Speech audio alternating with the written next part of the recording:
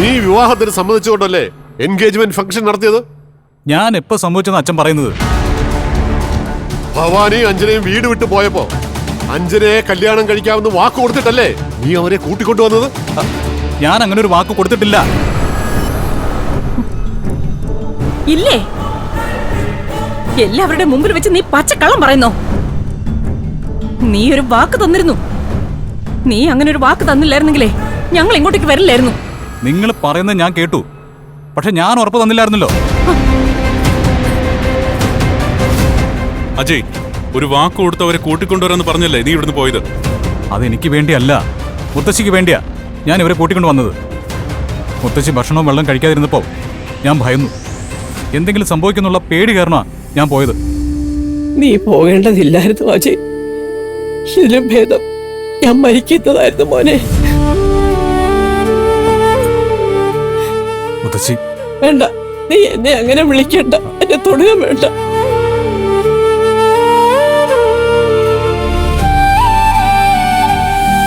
എന്റെ മോൾക്ക് എന്താ ഒരു കുറവ്? സൗന്ദര്യമില്ലേ? വിദ്യാഭ്യാസമില്ലേ?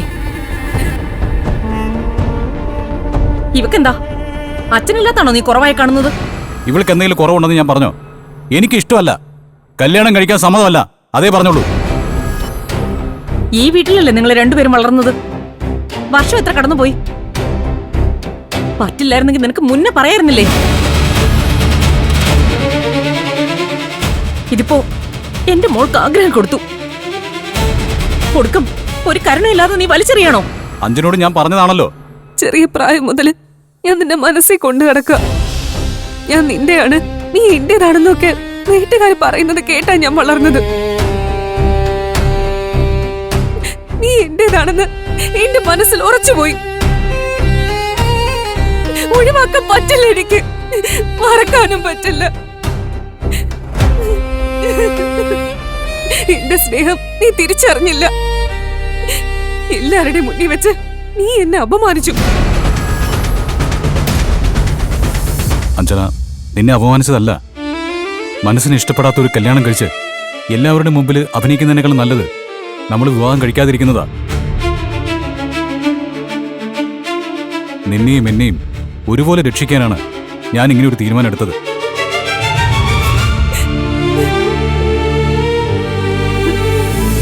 രക്ഷിക്കലല്ല മോനെ, ശിക്ഷിക്കലാണ്. ഈ കല്യാണം നടന്നില്ലെങ്കിൽ എന്റെ കുഞ്ഞിന്റെ ഭാവി എന്താകും? കുടുംബത്തിന്റെ മാനം പോകും. എങ്ങനെ പുറത്തിറങ്ങി നടക്കും? ആളുകൾക്ക് കളിയാക്കി ചിരിക്കാൻ ഒരവസരവുമാകും. എത്ര സന്തോഷത്തിലായിരുന്നു എല്ലാവരും. ഒരു നിമിഷം കൊണ്ട് നീ അതൊക്കെ ഇല്ലാതാക്കിയില്ലേ? എന്റെ സന്തോഷത്തിന് ഒരു വിലയില്ല വല്യമ്മാവ. അജയ്, അജയ്, നീ വളരെ ആലോചിച്ചെടുത്ത തീരുമാനമാണോ ഇത്? അതെ മുത്തശ്ശി. ഇങ്ങനൊരു തീരുമാനം എടുക്കുന്നതിന് മുമ്പ് നീ ഈ മുത്തശ്ശിയെ ഒരു നിമിഷം ഒന്ന് ഓർത്തായിരുന്നോ? ഈ മുത്തശ്ശി ഒരു തീരുമാനം പറയട്ടെ.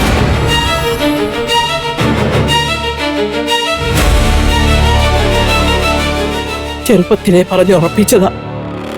അജയുടെ പെണ്ണ് ഒന്നുമില്ലെങ്കിൽ അഞ്ജന, അല്ലെങ്കിൽ അഭിരാമി. അഭിരാമി മോൾ എവിടെയാണെന്ന് അറിയില്ല. അഞ്ജന ഇപ്പോഴും എന്റെ കൂടെ തന്നെ ഉണ്ട്.